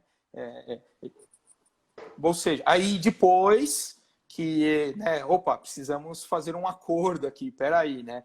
E aí e é interessante, né, que eles depois que o pai morre, eles comem da carne do pai, né? Assim. E depois é feito, sim. né, uma espécie de um totem do pai como um simbólico ali representativo, né? Podemos dizer até mesmo também de homenagem a ele, de representação a ele, né? De como um marco do tipo assim, ó, vamos, peraí, não é bem assim, né? Aí é estabelecido a exogamia, né? Enfim, ó, não podemos pegar qualquer fêmea que a gente bem entende, né? Não vamos sair matando todo mundo, aí vai estar sendo estabelecido, né? Essas coisas. Freud até utilizou-se muito disso, né? Até mesmo para validar, né? A questão do Édipo, né? Enfim,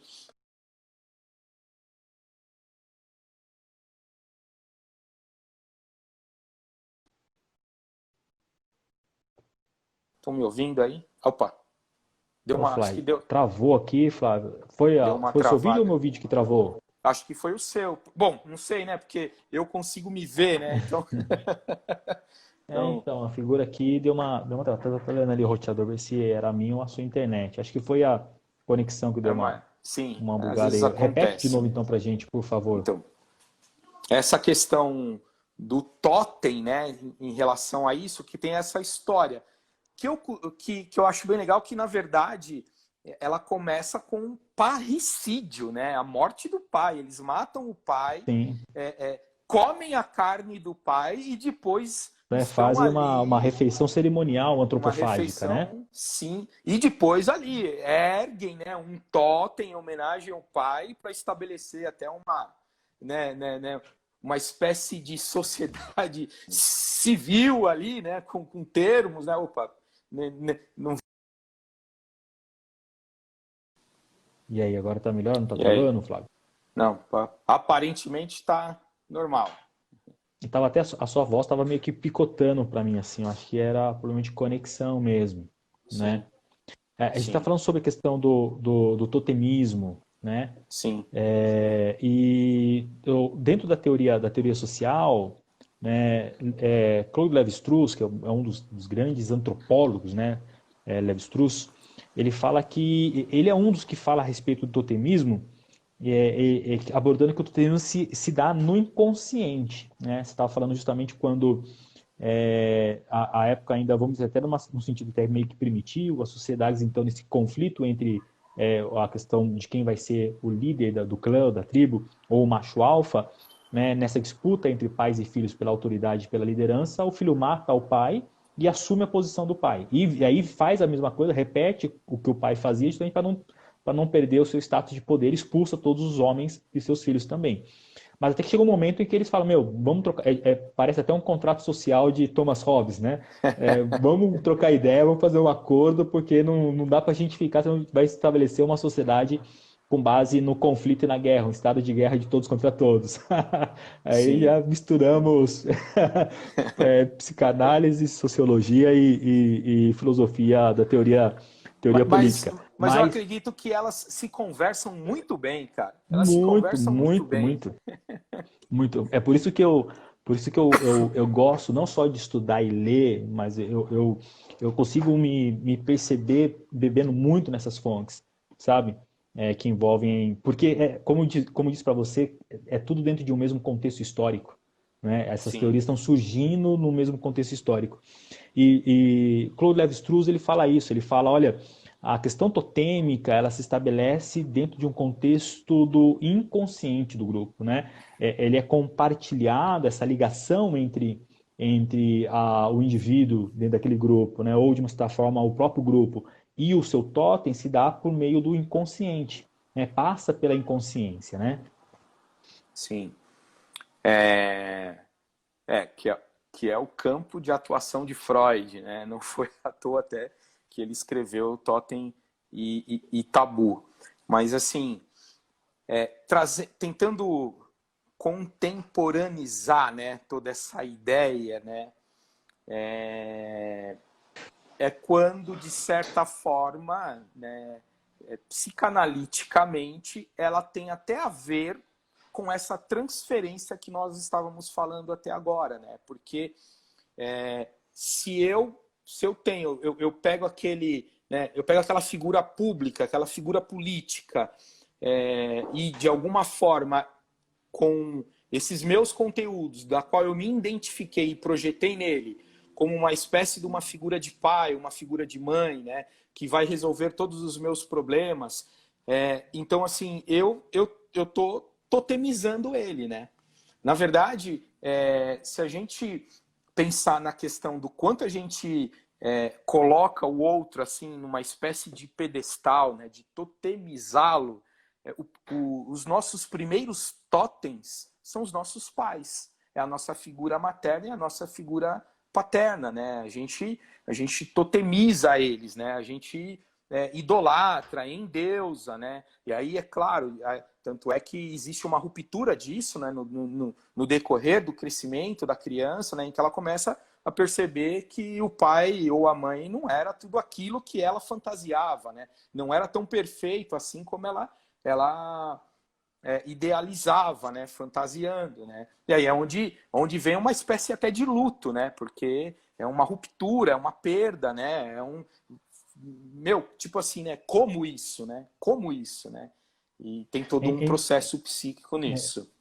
e é interessante que a questão do totem, quando a gente faz essa leitura psicanalítica, o totem é aquele que representa, em um certo sentido, certo sentido, a união, a manutenção de uma união da história, da integração desse clã, dessa tribo, né? Então, é Sim. aquele no qual se projeta psicologicamente a representação de todo um clã, de toda uma tribo, mas também é o elemento integrador, é o elemento no qual deve ser preservado em função da integralidade do clã, né? Sim. Existe então de uma certa forma uma identificação de alguém que vai oferecer proteção, ou seja, a preservação do totem, a garantia e a proteção da integralidade, da integridade de todo um grupo. E como você disse, quando nós olhamos e projetamos nas figuras políticas e colocamos eles como um certo totem, eles carregam, de uma certa forma, essa representação de se manter a integridade e a unidade. É o que hoje eu particularmente, né, te ouvindo e lendo a respeito, a partir dessa perspectiva psicológica, consigo olhar para o nosso cenário, né? É como se o Sim. representante político que está lá, ele representa a união, ou representaria, né, desse grupo que o apoia de uma forma muito, muito forte, a manutenção da integridade de um Estado sem corrupção, inclusive preservando as próprias instituições, a garantia da ordem, a garantia da não corrupção, a garantia da paz estaria justamente nessa figura que está no poder, porque justamente esse coletivo, ainda que de forma inconsciente, transferiu para ele essa responsabilidade, né? E É. espera que socorra. E uma coisa que é interessante também, né, disso tudo, né? Quando a gente observa toda essa ideia, né, do totemismo, né, que você até falou assim, né, ele é uma espécie de ele agrupa as pessoas, né? Ele junta, mantém as pessoas em grupo, unidas, né? E por quê? Porque o simbólico daquele totem, né, faz com que eu viva em razão daquele simbólico, né, daquela representatividade. Então, é um pouco aquela coisa assim, não é o totem em si que me protege, é o grupo em si que, vivendo para aquele totem, né, a representativa, simbólica daquele totem, e aí que aí, no caso, tem a ver com aquele grupo, faz com que o próprio grupo, né, se proteja. É o próprio grupo, né, que acaba se protegendo, não tanto o totem em si, né? Que dá até para a gente transferir, né, guardadas as devidas proporções, já que a gente estava falando de transferência, fazer essa transferência, porque a gente tem visto hoje nesse cenário político, né, e toda essa polarização política, né, a gente consegue ver.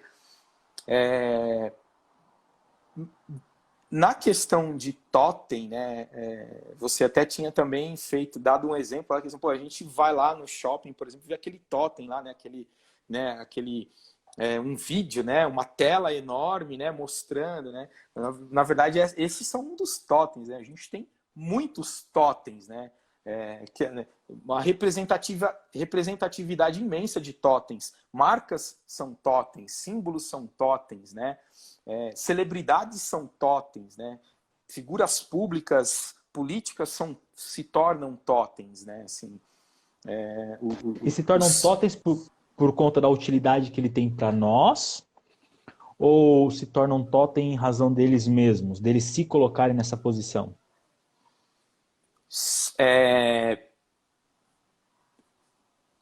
Assim, na verdade, eles se tornam totem muito mais por nós, né?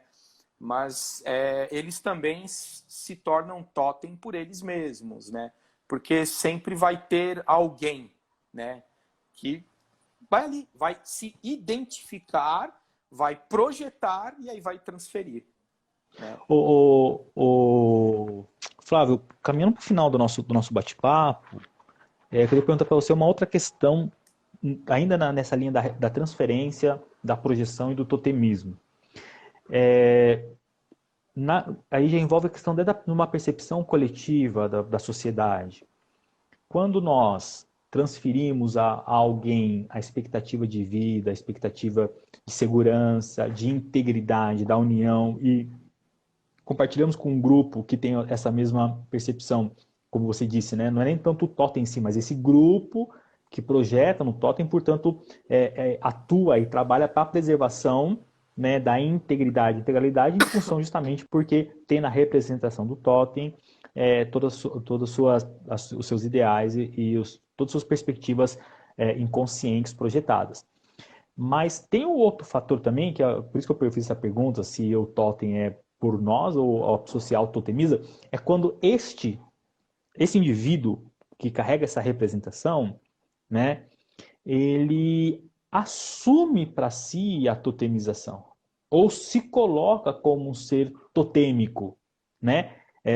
Falando agora de uma perspectiva política da nossa sociedade. E aí nós podemos ter, por exemplo, a figura religiosa, quando alguém na religião se coloca como representante de uma classe religiosa. Temos o movimento evangélico, né? O movimento evangélico no Brasil teve, ao longo de sua história, vários totens, né? Pessoas que quiseram falar em nome, pessoas que foram postas como representantes. O Caio Fábio foi um deles, né? Sim. Caio Fábio, muita gente projetou no Caio, e ele mesmo fala isso no livro Confissões de um Pastor, ele fala isso, que ele se tornou um elemento simbólico, totêmico, para a categoria dos evangélicos no Brasil, né, para o movimento evangélico brasileiro. Quando os evangélicos, em razão, volto a repetir, de terem acessos a quais nós não temos, né, porque ele entrava em ambientes que muitos cristãos medianos, o baixo clero, não entraria. Né? Acesso a autoridades, acesso a determinados poderes, seja era poder televisivo, como ele tinha muito na época, né? Comunicação, tá nas revistas, tá nos jornais. Então, esse cara fala por nós. Essa pessoa fala por nós, essa pessoa nos representa. Então, nós sempre buscamos alguém que nos represente. Né? Nesse sentido, nós temos essa pessoa que é construída, no qual nós projetamos e aguardamos uma certa representação, mas tem também um lado daquelas pessoas que assumem para si representar, né? Um grupo, uma classe, né? Dos evangélicos que quer falar em nome de, e em razão de ter pessoas que projetam nelas, elas assumem essa característica e vivem como tal, né? Olhando também na perspectiva política, o que nós estamos identificando no nosso contexto hoje, nós poderíamos falar de Lula, né? Lula é aquele que coloca como um totem de representação da classe operária, do trabalhador, do pobre. Vi o último discurso que ele fez, logo depois dele ser solto, agora estava preso lá em Curitiba e ser solto, o discurso que ele fez é justamente essa, né? De que ele é um preso político justamente em razão de que ele representava uma ameaça às elites, porque ele é a representação do povo. Né? Ele é a representação dos interesses do povo. Ele é o político que representa. Então ele está assumindo uma figura e uma característica totêmica de um grupo que tem nele a sua representatividade. E nós temos hoje esse outro polo, um outro totem, né? Figurado aí pela figura do Jair Bolsonaro, que também está assumindo para ser essa representação totêmica de um grupo que quer o fim da corrupção, de um grupo que quer um executivo funcional, de um grupo que quer uma segurança, e ele quer, de uma certa forma, satisfazer as demandas e interesses desse grupo. Existe um perigo, né, dessa pessoa assumir essa perspectiva totêmica? Existe um perigo, tanto para ele, como para quem o tem como esse... Para quem fez a projeção. Sem dúvida. Há um perigo para ele. Eu diria que assim, né? A história, né, da ideia do totem tem aquela coisa do, né, assim, meu, eles mataram o pai e comeram a carne, né, meu? Eles mataram... meu, uma hora chega. Uma hora alguém vai chegar e falar, não, meu, você não dá. E a vai gente assumir vê o seu isso lugar. Acontecer. Sim. E a gente vê isso acontecer. A gente vê isso principalmente na política, isso acontecer, E a gente vê isso em todos os lugares acontecer, inclusive no clero religioso. A gente vê isso também no clero religioso. Na questão de quem assume o outro, né, como essa figura, né, transferencial, né, esse totem, para quem eu transfiro essa minha, né, toda essa minha projeção, todas essas minhas questões, primeiro é aquela questão que eu tinha comentado sobre assim, eu vou perdendo a minha própria identidade, né? Qual é a minha, né? Porque a minha identificação no outro tem coisa minha, mas tem muito da minha história lá de trás, da minha infância, né? Que são forças primárias em mim, né? Mas tem muito aquela coisa assim também de que,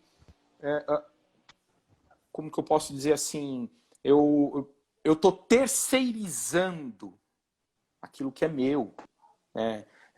Coisas que são minhas. Então é como se eu estivesse passando a responsabilidade minha para o outro, né? Assim, pô, se é você, claro, não estou dizendo, então todo mundo vai ter que virar um político e se candidatar a presidente. Talvez fosse bom para uma revolução, assim, né? Mas não é nesse sentido, né?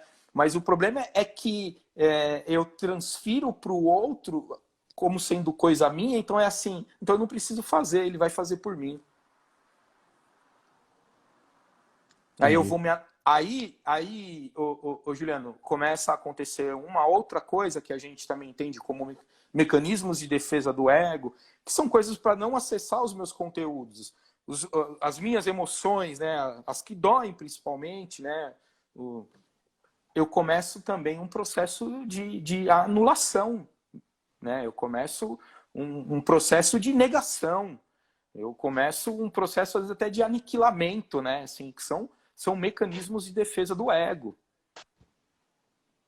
Esses mecanismos de anulação, negação, de aniquilação subjetiva, a gente poderia falar que nós estamos identificando isso também no nosso contexto, quando as pessoas, por exemplo, falam assim, né? Eu sou o Bolsonaro, eu sou o Lula, né? E de uma certa forma transfere para ele aquilo que seria a minha linguagem, a minha fala, né? Eu vivo em função de, os meus recursos são para a propagação de, né? Então eu vivo na ideia da construção de que isso vai se realizar. E a frustração disso pode ser uma coisa muito forte, né? Quando de repente esse elemento, esse fator totêmico, né, simbólico, não consiga satisfazer a representação que eu projetei, né? Sim, E como nós falamos, por exemplo, na transferência afetiva, quando o outro, por exemplo, não satisfaz, né, não atende à demanda paterna ou materna que eu carrego de forma inconsciente, então o que eu faço numa relação afetiva? Eu faço divórcio, eu separo. Alguns, um pouco mais agressivos, eliminam, matam, né? Que é o feminicídio, né? Matam justamente porque pela frustração de não terem as suas demandas atendidas, ou até aquelas, por exemplo, que querem se distanciar porque percebiam totalmente essa projeção, esse seu controle, queria uma mãe e não uma esposa, e querem se separar, então, pela necessidade de ter uma mãe do lado e preservá-la, ainda que de forma aprisionada num contexto de agressividade, matam ela porque não vão deixá-la partir sem que haja essa ruptura, né? Para não haver essa ruptura. Mas se a gente parte dessa perspectiva de frustração, e o divórcio que ocorre quando as pessoas nas relações afetivas não conseguem identificar no outro a projeção que esperava e a autorrealização que esperava, na perspectiva política nós também temos um problema na questão sim. social, né? E olha uma coisa assim, né? Os, todos nós temos uma agressividade dentro de nós, que de alguma forma ela precisa ser externalizada, né? Por exemplo, assim, quando eu pego e desenho e escrevo, eu estou pegando dessa minha agressividade e transformando ela em energia criativa, né? Os mecanismos de defesa, qual é o problema do uso inadequado dos mecanismos de defesa, né? Eu me privo dessas coisas, eu impeço, né, é que, por exemplo, eu consiga pegar esses conteúdos que me geram essa agressividade e trabalhar, elaborá-los, né, trabalhar eles de alguma forma, né?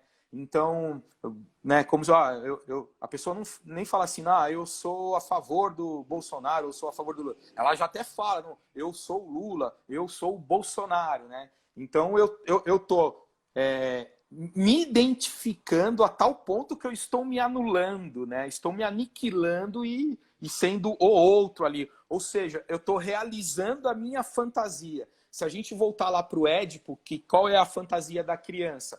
Eu quero destronar o pai para eu ser o pai, né? Assim, e ficar com a minha mãe, né? Assim, a mãe é minha, né? Então, assim, pô, simbolicamente falando, do tipo, né? Assim, nisso do que eu sou o Bolsonaro ou sou qualquer outro político aí, eu tô me tornando isso, né? Eu tô matando o pai, tô assumindo o papel, né? Assim, e aí qual que é o problema, né? Essa agressividade aqui dentro, ela só vai fervendo e aumentando, né? Por isso que a gente tem visto aí, ainda que, graças a Deus, não é uma regra, mas a gente tem visto em muitos seguidores, né? Aí do presidente, assim, com essa agressividade toda. Mas aí, Essa agressividade toda.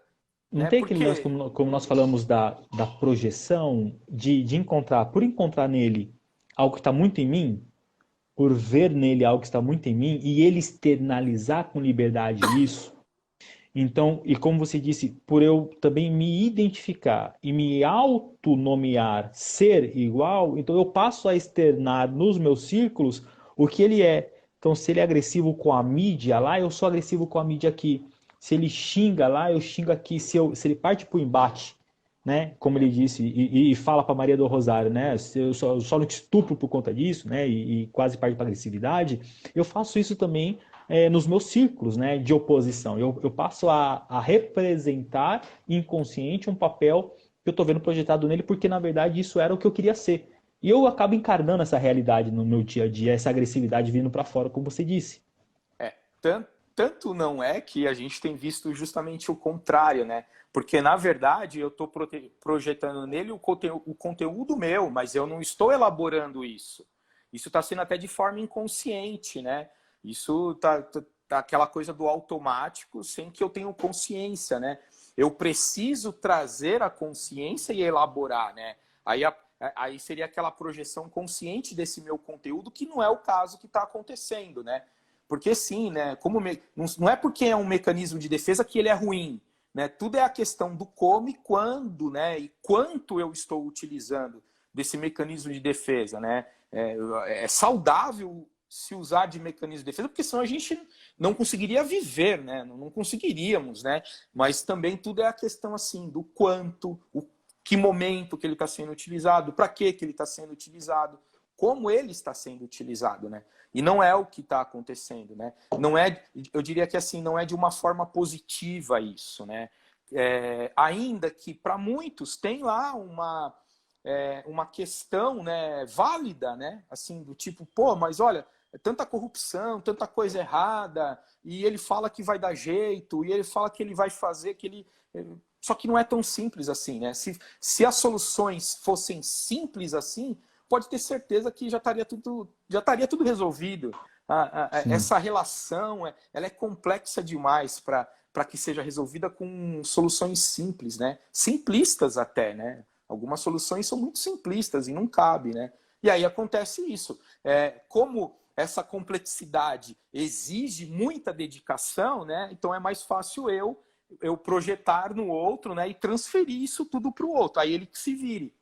Se não der certo, daqui a um tempo, eu posso até chegar a falar assim, foi ele, não foi eu.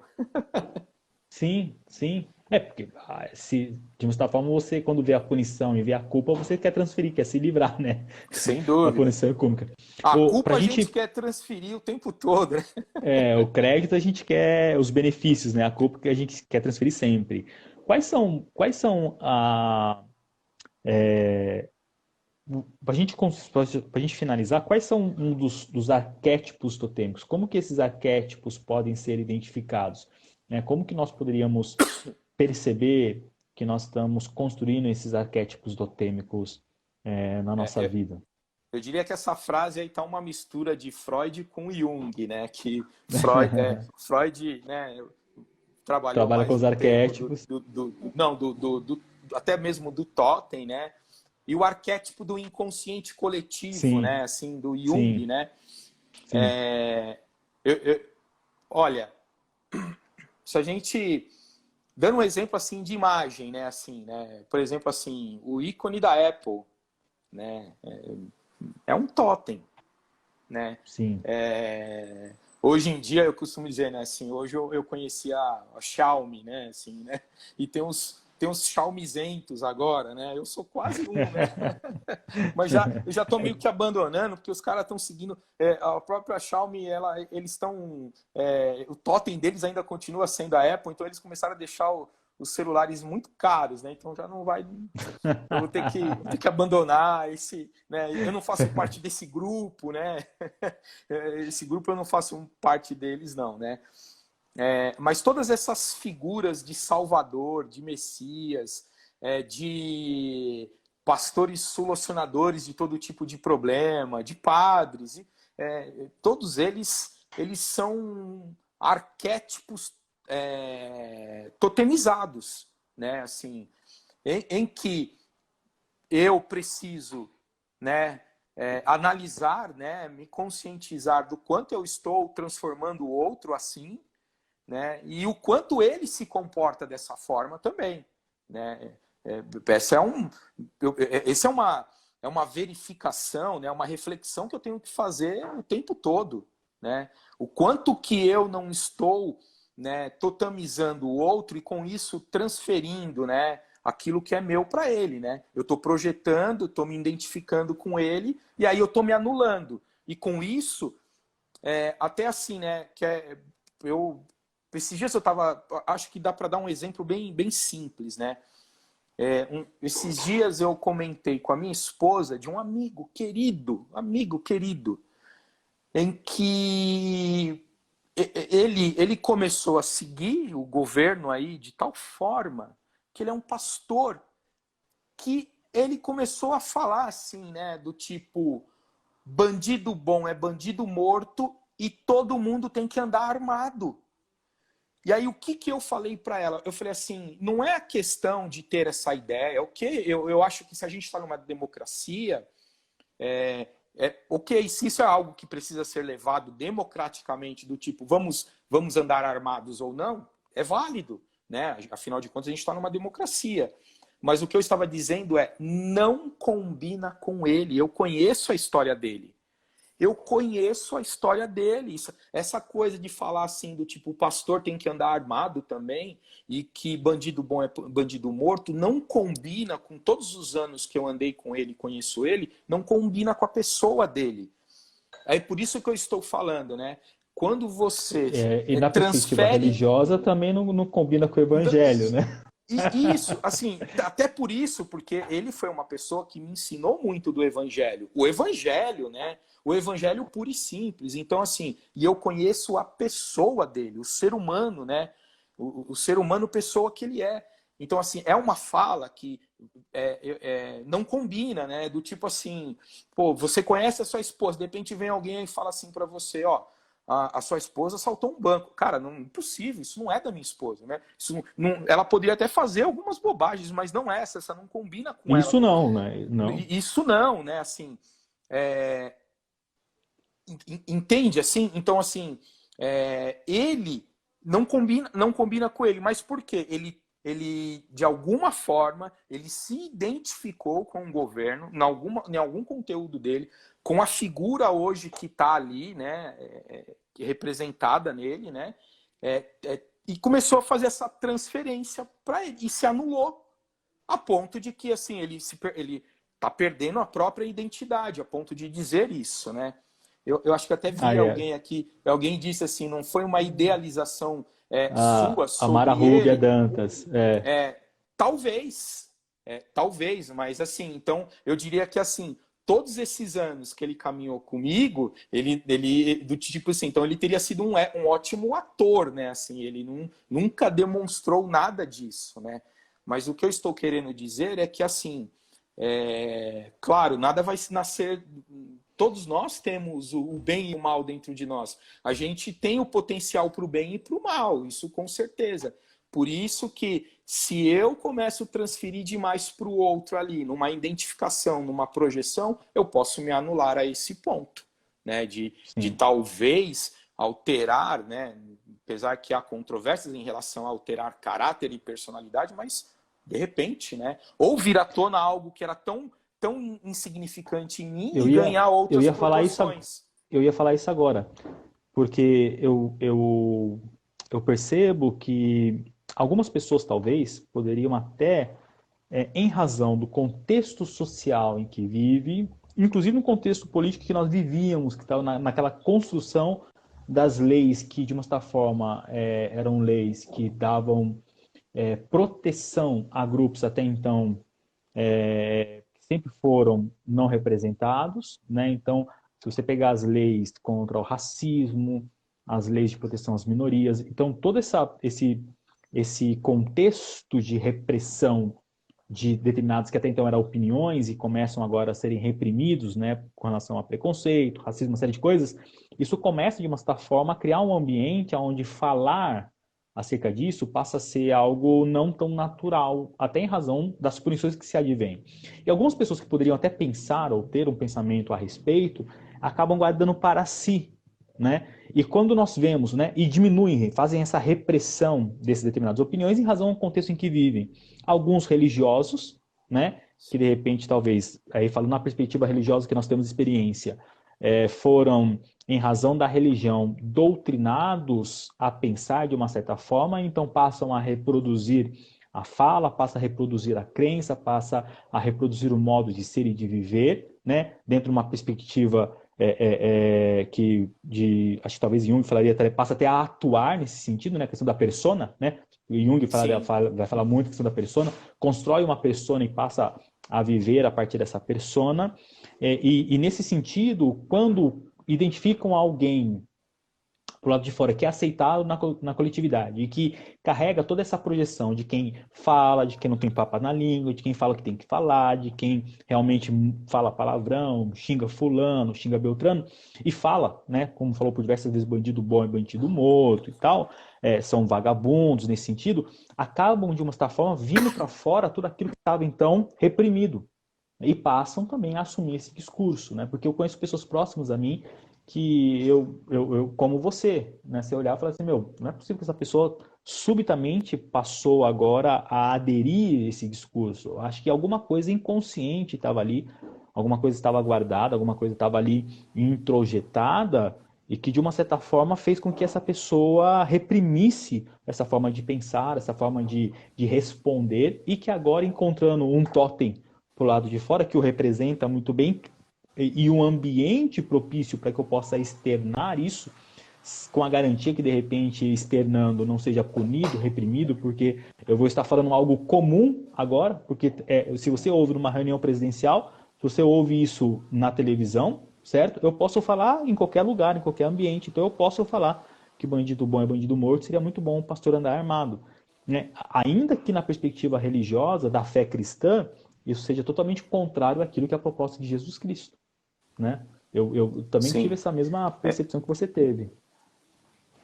E eu sei, né, que você estava falando que a gente estava já caminhando para o final, então eu quero até aproveitar para pelo menos a minha última fala, se eu puder ainda, né? Assim, só aquela questão assim, quando eu transfiro, né, eu tenho essa questão dessa transferência para o outro, essa minha projeção, essa minha identificação, e eu começo a me anular, é porque eu estou começando a transferir tanta coisa minha para o outro, e aí eu corro o risco de transferir só o que é bom para o outro e ficar comigo só o que é ruim.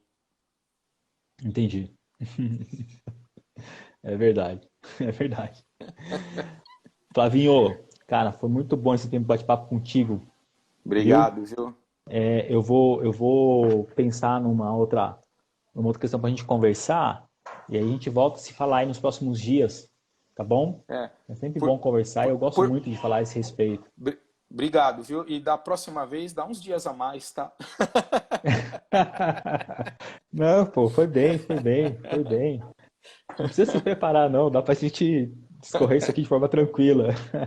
Ah, eu ainda sou daqueles que eu tenho a fantasia de que a coisa tem que sair perfeita, né? É a fantasia Perfeitamente como elaborada. e a fantasia, como diz o meu amigo aí, Aurélio Gonzalez, a fantasia só existe, a perfeição só existe na fantasia da criança. Flávio, muito obrigado. Quero agradecer a Obrigado. todos que Eu, estiveram com a gente aqui, pessoas que nos acompanharam, né? eu quero, E todos aqueles que, quero, de uma certa forma, vão acompanhar isso aqui ainda, né? Quando essa gravação sim, for, depois de sair quero, daqui, eu vou colocar no YouTube e Facebook. legal, quero agradecer aí a todo mundo também, a Mara, né, que ela é uma aluna lá do NBP, né, lá do Núcleo Brasileiro de Psicanálise, ela é uma psicanalista em formação, já show de bola. A Alessandra, a minha esposa, eu vi algumas outras pessoas, a Kátia Santos também, que ela participou, e na hora eu não consegui responder, porque eu estava entretido aqui, né, preocupado, concentrado. Estou agradecendo a participação de todos aí. Obrigado mesmo, viu? Beleza, Flávio. Obrigado, viu, cara? Eu que Deus abençoe agradeço. você, Deus abençoe tua esposa, Vanessa. E é Vanessa o nome Amém. dela, né? Não errei, não, né? Isso, isso. Não, não errou, não. É isso mesmo. Beleza. Manda um abraço para ela, um abraço a Mando todos, sim. uma boa noite e até a próxima. Valeu. Tchau, tchau. Tchau. Valeu, tchau, tchau.